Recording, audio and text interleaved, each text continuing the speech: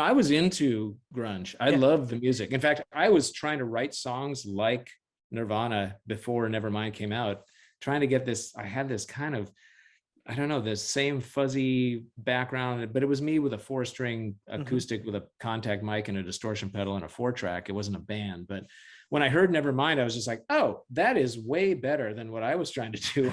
I'll just listen to this record. So yeah, it was, and Kurt Cobain had died by the time the presidents set foot on a stage.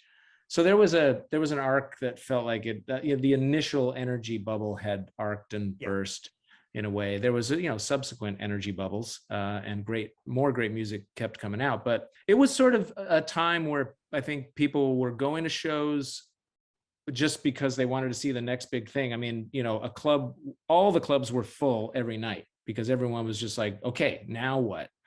And so in that, okay, now what fertile ground of having an audience standing right there, we just sort of took hold, and people responded. And I think it's because we sort of took Seattle back to where it was before grunge, where it was like Paul Revere and the Raiders, the Wailers, the Kingsmen, Louie. Yeah. Oh, man. The Young Fresh Fellows, more recently, the Fastbacks, party rock.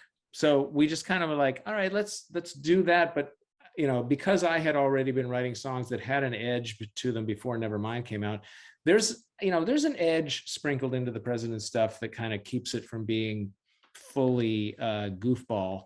I felt like the songs, we kind of decided if we're going to play 2-string and 3-string guitars and have this tiny drum set and play these silly songs, we have to be tight, we have to be good. We can't be just frivolous and silly. We have to also have a little bit of gravitas to us somewhere, a little bit of angst or poetry or longing or whatever, So I think we managed to bottle that. And you described it as FUNge, which I'd love a t-shirt with that on.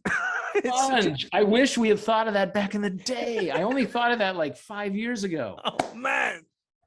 Because we were sitting around like, we need to be called something, like it's rock and roll really, but that's too broad, Anyway, FUNge, darn it.